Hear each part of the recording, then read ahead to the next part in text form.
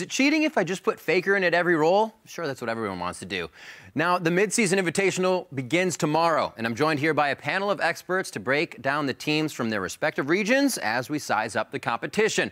First up, we have OGN caster William Chobra Cho from Korea. Next is Garena caster Clement joining us from Taipei. Julian Pastry Time Carr, who not only called the LPL all season long, but who also covered the entire international wildcard tournament. And joining for the first time on PTL, we have Devin Pyrotechnics Young from the European LCS. While holding down the local four is, of course, Joshua Jatleesman. Gentlemen, thank you for joining us here on the show. Right on, man. All right, guys, the first thing I need to do for you is to give me a breakdown of each of the team's biggest strengths and most glaring weaknesses in a segment we're going to call Pros and Cons. Jat, we'll start with you and Team Solo Mid. Tell me what their biggest strengths and weaknesses are. You've got 1 minute. Hit. 1 whole minute. I mean, I think it's in the name for Team Solo Mid as far as the pros. It's the mid lane, but mainly in how they support that lane as well, because it's not just jungle ganks that come there. It's also Lustboy, who roams up frequently. I think Bjergsen and the way they support the mid lane carry style is the biggest strength of Team Solo Mid. I put Wild Turtle as a secondary carry, and while people like to knock on his positioning, I think that's a problem of the past. I think recently his positioning has gotten substantially better, so he's a guy who will maximize his damage in most team fights, which is what any good AD carry should do.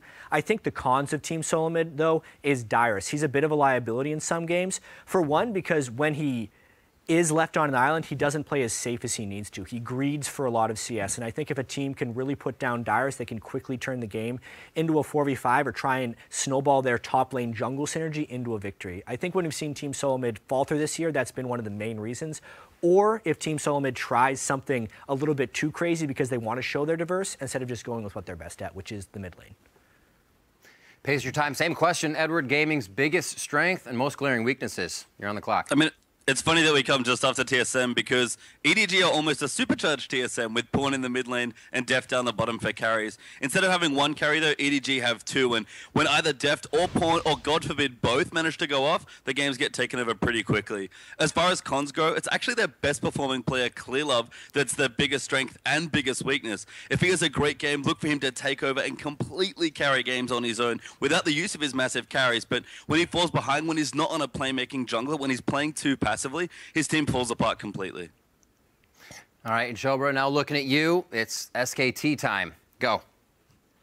Well, it's pretty hard to go with both pros and cons for a team like SK Telecom T1. But let's start with the pros, right? They have some of the best players in all positions. It's not just the Faker show anymore. We've seen Bang completely carry games. Marin has finally stood up to that reputation he's had.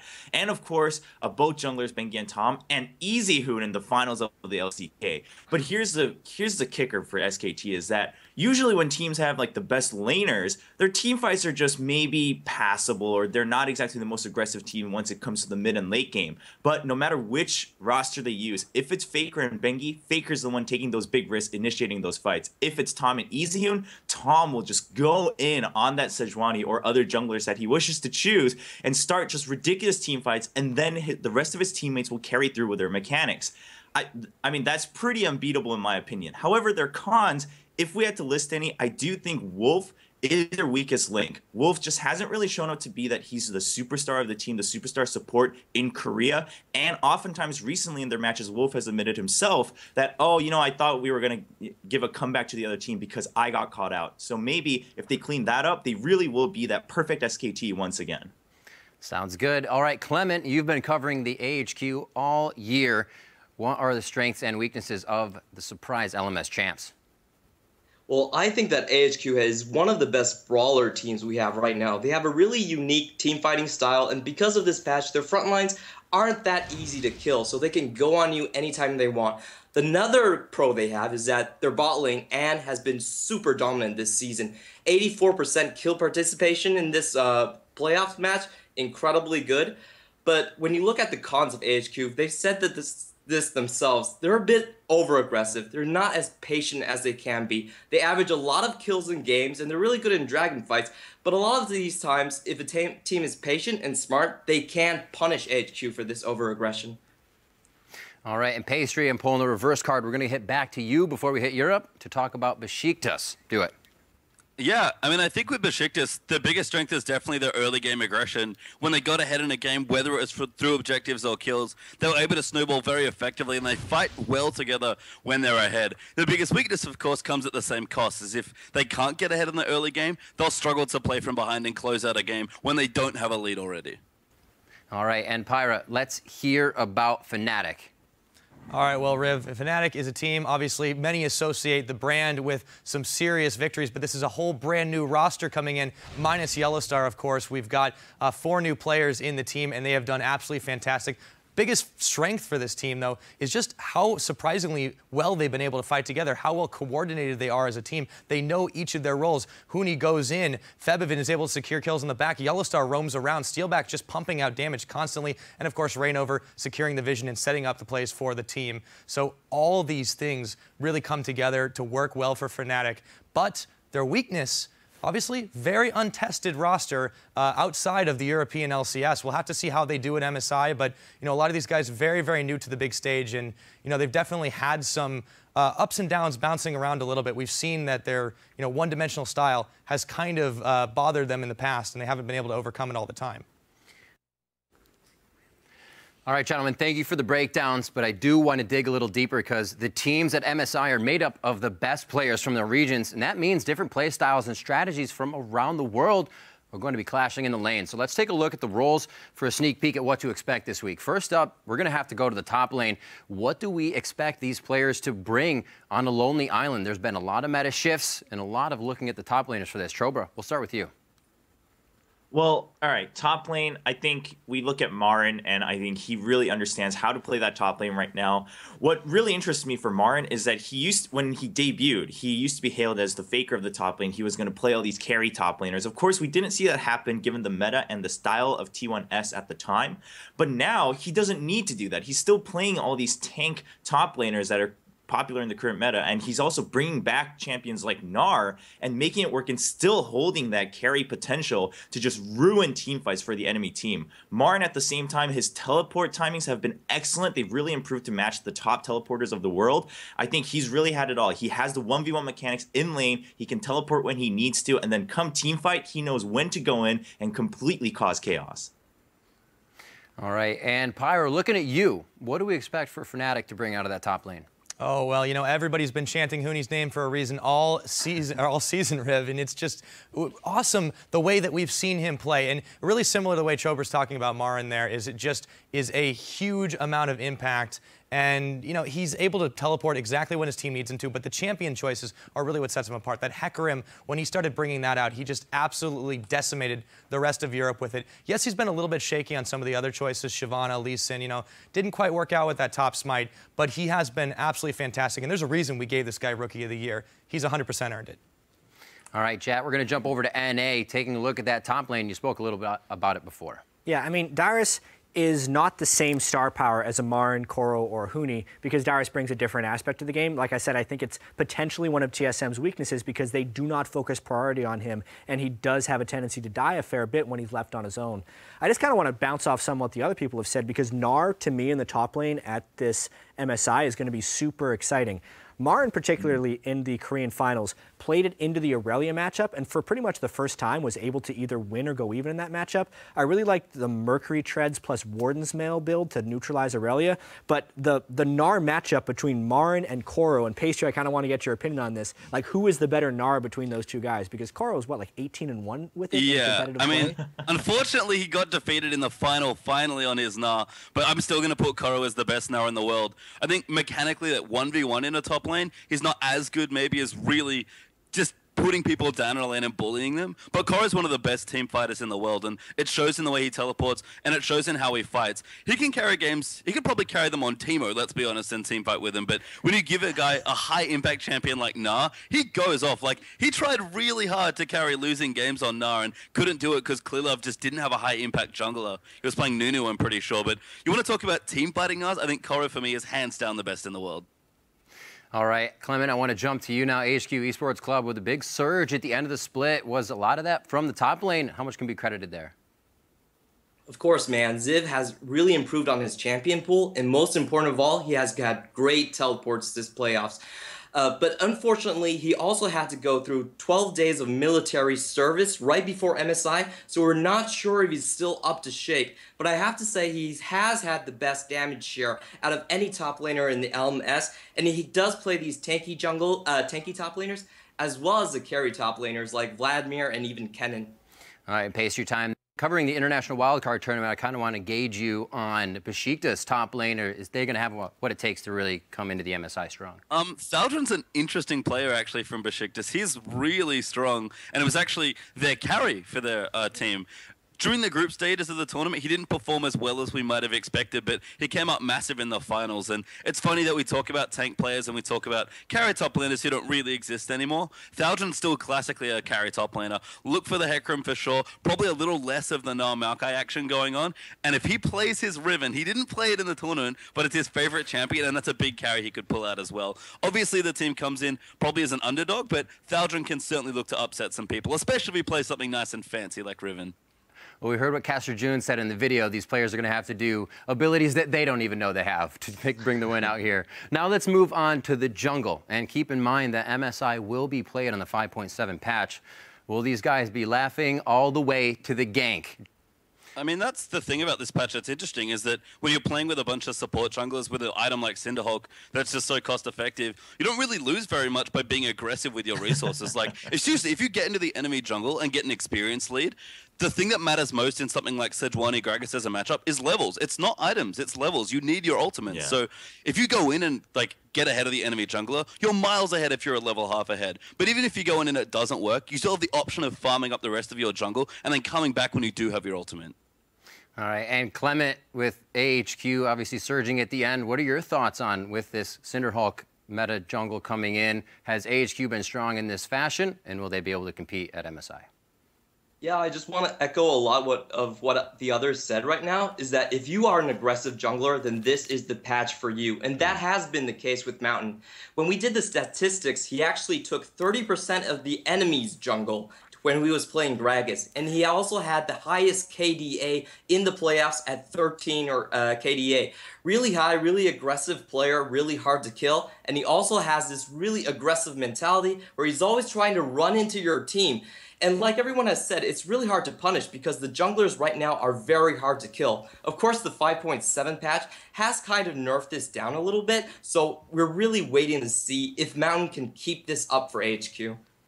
All right, and Pyra, there's a lot of talk of aggression, a lot of talk of taking the fights and engaging. That's something Reignover loves to do. Do you think Fnatic's going to be able to bring it in with the jungle at MSI? Oh, absolutely. Reignover has been an absolute beast for his team in terms of trying to get not just the fights rolling, getting a lot of the early vision up. One big trick that he does that really no one else in Europe seems to have any answer for is he always roams down to the bottom, takes a scuttle crab early, just goes through the jungle. You know, he doesn't always take the jungle, he doesn't always counter, but he kind of leaves no trace. The guy's sort of like a ninja that way. And in the same sense, you know, with all these really strong players on the team, people don't talk about Reignover as much, but he's an integral part of the team. He's always setting up these fights, and he makes big plays for them. So, while you may not hear as much people singing his praises, you definitely see his impact on Fnatic.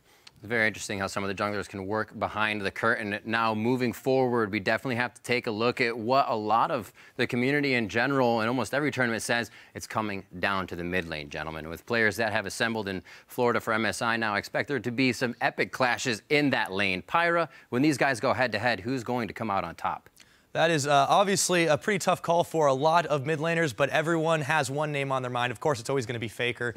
You know, I mean, they didn't really need him for the finals that SKT did, so it's going to be hard to call for the rest of the teams, but I think he's definitely got the edge there. But we might see some EasyHoon action. I don't want to take all of Chover's points, so I'll let him discuss that. Well, I mean, I think it's the main point that we all have to talk about, right? Is like, who's it going to be, EasyHoon or Faker? Because I'll let you go in a second, Chover. Like, I'm wondering at this point whether EasyHoon is a better fit for that team than Faker when Tom is in specifically. Of course. Tom is like such an aggressive jungler when he's on, like his feast or famine style. If he makes an initiation, you almost want a mid laner who is less susceptible to ganks because he's not going for as many big plays. But then we saw EasyHoon get 2 solo kills in the finals. Like at this point, when they use him to win the championship 3-0, I'm wondering how much EasyHoon we're going to be seeing at MSI.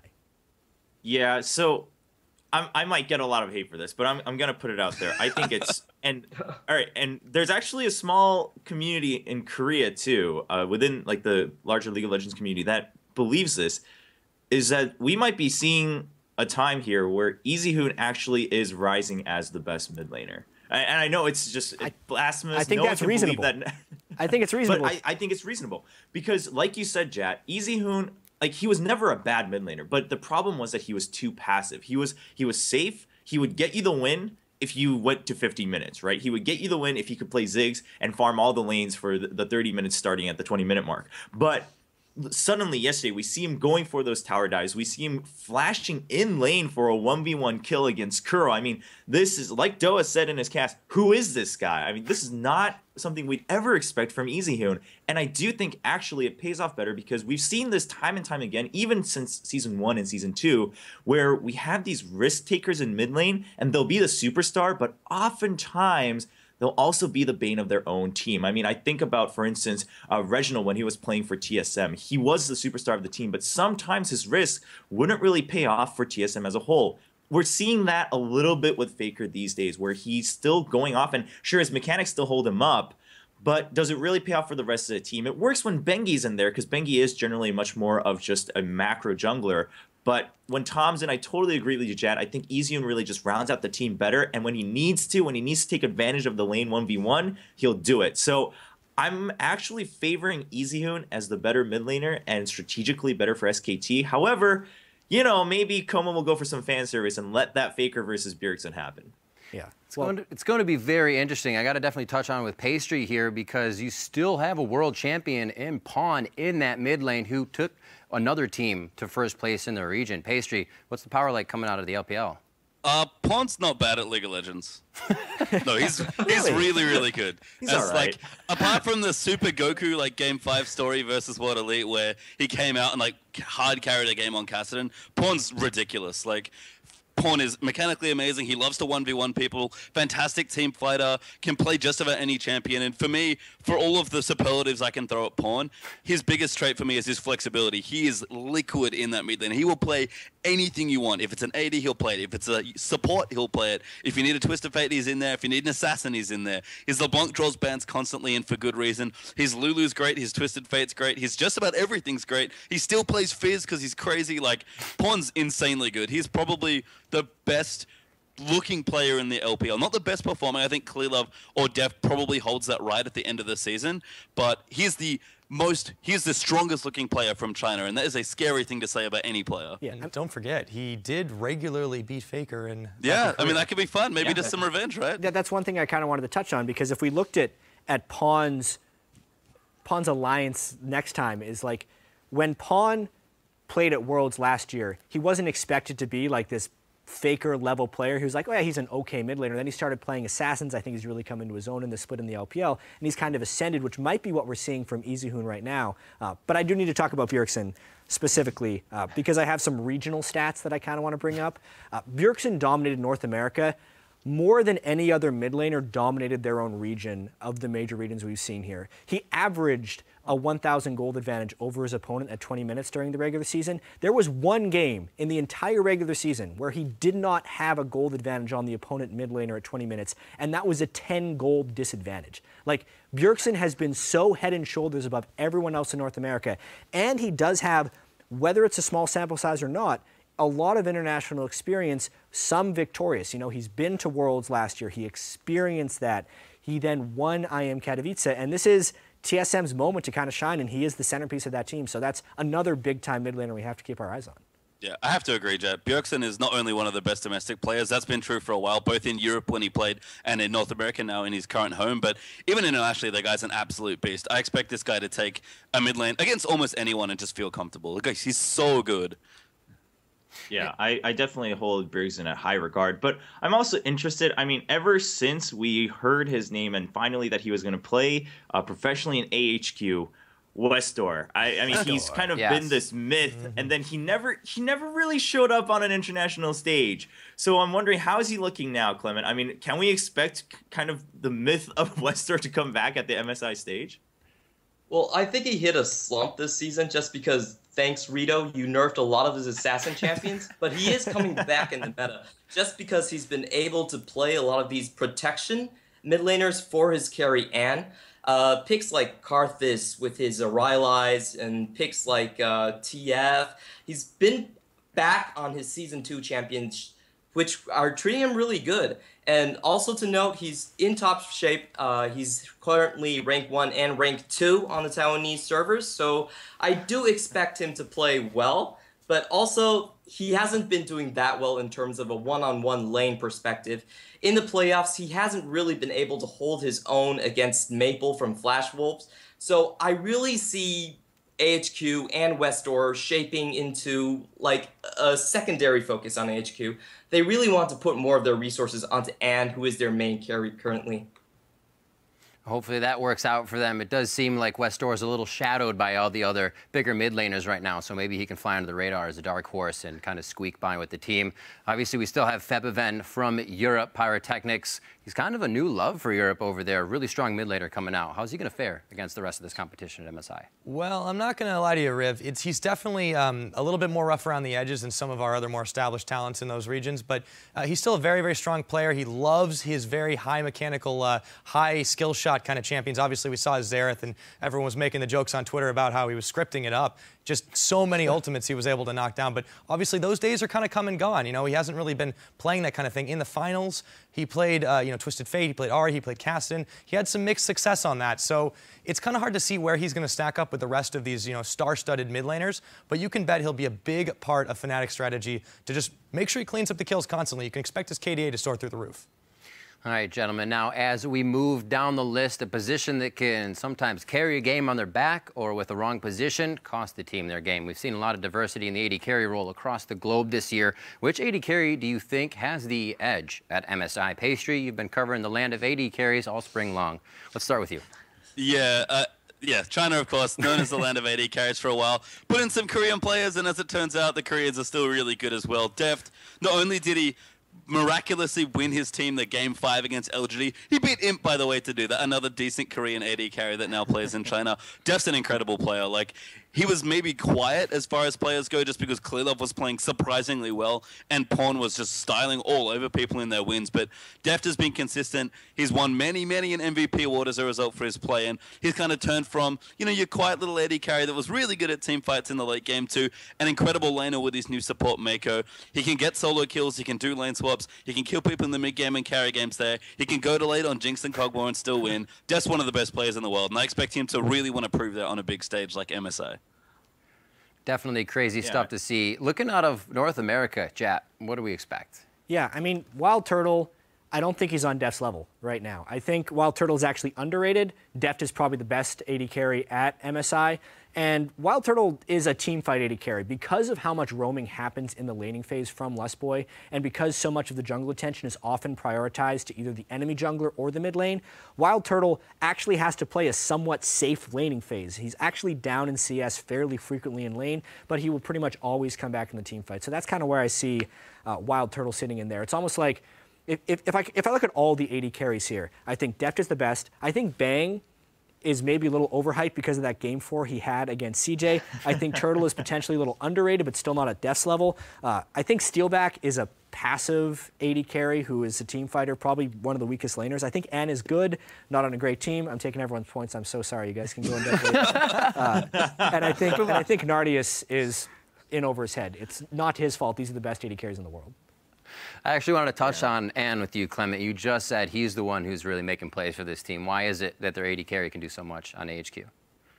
I don't think a lot of people know this, but Ann has been a top 10 Korean challenger player for a lot of this season. And in terms of laning, he's one of the most dominant laners we've ever had. He has the fastest AD carry to reach 100 CS. He also keeps his opponents from reaching 100 CS around 1 minute earlier. So he's really lane dominant, which is something I don't think Deft has. Also, this new HQ does focus a lot on Ann. If you look at his regular season stats, he rarely had many multi-kills. But in terms of the playoffs, he actually had 4 quadra kills and 1 penta kill. During the stage against TPA, you could actually hear Chowie shouting that, "Oh my god, we can't kill An because he's being protected too well." He also has a really wide champion pool. He plays all the champions, Lucian, Jinx, even Sivir, more of the teamfight oriented style. Great positioning. He can be kind of like iffy-ish sometimes. We say that he's the AD carry that we most often see dead when we come back from a replay. So sometimes he goes into places where he doesn't really want to be, but in terms of team fighting and in terms of laning, I think he might surprise a lot of people as the best AD carry this MSI. All right, guys, and moving down the list one more time. Everybody's favorite role and the role to fill. It is going to be support, sometimes the one to win the lane for the AD carry as they farm away. We have the other half of that duo lane. Clement, what supports do you feel are the best at MSI? I actually want to put my vote up for Lustboy. I think he's been having an amazing season. If you look at the IEM, I think his Lulu was just jaw-breaking. His exhaust timings, his teamfight uses of ultimates, they're all good. And in terms of that C9 series, I think if you look at the game one, even though they lost that game, that flash into that three-man bubble really secured them a huge early game lead. But I also have to talk about my own region, which is Albus. He is new to the role, but he has been doing a great job on warding. I think he might have broken some sort of record when he placed 102 wards in a single game against TPA. That'll do. Also watching his Nautilus bottom lane with Ann getting all those kills is awesome to see. Gentlemen, as we move on, who wants to take it next? Oh, I'll grab this one. I got to put my stake in the ground here, Riv, because Yellowstar is an absolutely fantastic support. Everybody knows that. There's this guy, he's gotten 4 titles in the European LCS. He has been around forever, and it's not just his mechanical prowess that people talk about. It is absolutely his ability to lead this team. He's built this one up from the ground, well, with their coach, of course, Daler. But, you know, his style of calling, his style of play, roaming around the map, setting up early picks. I mean, this is what Fnatic thrives on. They take the game, they throw it into a state of chaos, and then they just come out on top, able to skirmish, able to fight over and over and over again. And you can see it in some of these high-engaged champs. His Leona made a big comeback during the season, and you could see just how deadly it was. Definitely a personal feat for him. Yeah, Yellowstar's Leona, I think, is something that everyone will always remember. If you've seen it once, that kind of is what inspires users around the world to be like, oh, I want to play Leona too. You can make some really big plays. I want to agree with Clement, though, mostly on that. I do hold Lustboy at the top for supports at MSI, and it's not just his Lulu, but the fact that he can play these common initiator supports like Thresh to a highly acceptable level, but then he can do the same plays with the more passive supports like Nami and Lulu, and even Janna sometimes. That's what really impresses me about Lustboy. I also want to kind of raise up Maiko and talk to Pastry Time a little bit about him, because I do think that him and Deft as a combo have really brought out the best of each other. And I know, and I'm coming from LCK, but as I said, I do think Wolf is the weakest link of SKT, and it's not that he's a bad support, it's just that I don't really think he necessarily shines in any part of playing a support, more so than some of these other players coming from other regions. I'm sorry to disappoint you, Chobra. I was also going to say Lustboy. What about good as well. No, Maiko's really good as well. Yeah. I joke. Lustboy is excellent, but Maiko is, for a rookie support playing in a region that was once upon a time with their AD carries known for support players, Maiko's just been unbelievable. Mouse looked great in the early weeks of the LPL playing with Deft, and was kind of only playing Annie. Maiko comes along and suddenly playing Annie. I'm like, okay, so they just have only Annie players on their roster. That's fine. And then it turns out he can play just about everything else as well. Maiko, for me, I don't know. I feel like I haven't seen him have to play to his full potential yet. His Annie draws bans because it's that good and they're that scared of it. But I feel like everyone else is scared of the rest of EDG, that Maiko just kind of does his job quietly and that's all okay. I think if you put Maiko in a spot where he has to play make, whether or not he can do it's my big test. And I think he can, because I've seen him go massive in some games. But that's a big question. What happens when you apply true pressure to a support like Maiko, who honestly at this point for a rookie, now on a championship-winning team, feels probably mostly untested? Well, no better to be tested than the mini worlds that people are calling MSI here as we come up to it. We've hit up the teams now and gone roll by roll through the rosters, gentlemen. So let's go down the line and get your predictions. Who will win MSI and why? Chobra, you're in the hot seat.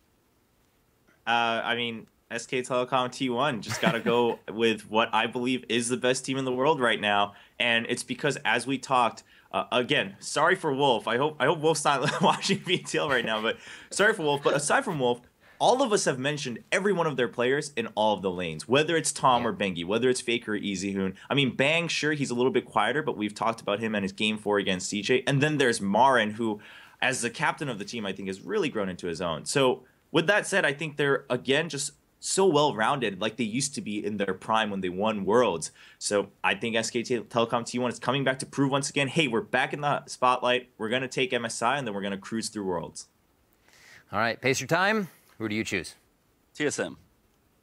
No, EDG. Sorry. I mean, yeah, I have to pick EDG. No, I mean, SKT1 are very good, but I'll echo what Chobra said and just throw it back to EDG. They feel like a well-rounded team. They've got good veterans on it as well, and they arguably outperform every one of their lane compatriots in some element. Maybe not exactly in the lanes. I think for Deft and Pawn, I can say that, but for Koro, he at least outperforms most people when it comes to team fights. And Clearlove, it's all about Clearlove, man. If Clearlove shows up to a big international tournament with his 4+ years of competitive league experience, it'll be tough for EDG to lose a game. But Clearlove has carried them in games, and he has really fallen apart in some of their games. So he's the big worry for me, especially with junglers as aggressive as Tom, and even the likes of Santorin lurking there as well. All right, Pacer, thank you. Clement, you're up to bat. Well, I have to put my vote up for the Korean finals again. I think SKT1 is going to take this. Just based off of scrim knowledge, you know, AHQ could take games off of EDG, but I don't think they could even get a scrim with SKT1. SKT1 is just like, man, we're not scrimming you guys. So I just think that because they have such high pressure, like, from their laners, like, if they put Faker on, he's going to draw a lot of attention, and the crowd's going to get behind them. And also they have this variability where they can place different junglers, they can place different mids, and they also have a lot of styles to play with. I just don't really see any team just taking SKT1 off. This is their tournament for sure. All right, sounds good. Pyra, pick it. All right, Riv. Well, it was a much easier decision to make before we saw the finals where SKT, you know, just took that big 3-0, and they did it, of course, without Faker and without Bengi. But they look like a very strong team all around. They have a lot of different dynamics that they can go with. They have a very, very hard to call out and hard to prepare for style. But I still am going to give this one to Edward Gaming. They've been a consistent rock in their region. They've been at the top level all the way through the split. I don't see that changing anytime soon, and I don't see it changing for MSI. So I'm going to give this one to the boys from Edward Gaming. All right, and Jat, I will let you have the last word. Oh boy, can I do percentages just so I'm not just saying one team, because I think it's somewhat competitive. I'm going to make as many regional enemies as possible right here. I give Korea a 40% chance of winning with SKT because I do think they're the favorites overall. If I go down the line, I need to remember my percentages. I give TSM and EDG the same chance, probably about 20-25% chance of winning. I think EDG, the points Pacer Time brought out, but I think TSM, I am kind of Itza should not be overlooked. The fact that they dismantled CJ Entis, the fact that GE Tigers went there and were destroyed by Team WE, who then went back to China and was better, but still not the best. So I think there's a lot of stuff there. I think Europe is a little over-aggressive. They still need a little bit more time. I give them the next most percentage at like 10. And then I look at AHQ and the international wildcard team. I don't know what I have left, but like 5% and 1 for those guys. And someone on Reddit, please check Jat's math. I really want to know if he's wrong. That's all Definitely not, because I didn't have torque. any room for the 1. But there we go. All right, thank you so much, gentlemen. We'll find out who was right over the next 4 days. It was a pleasure to have you all here, and we'll talk to you again very soon.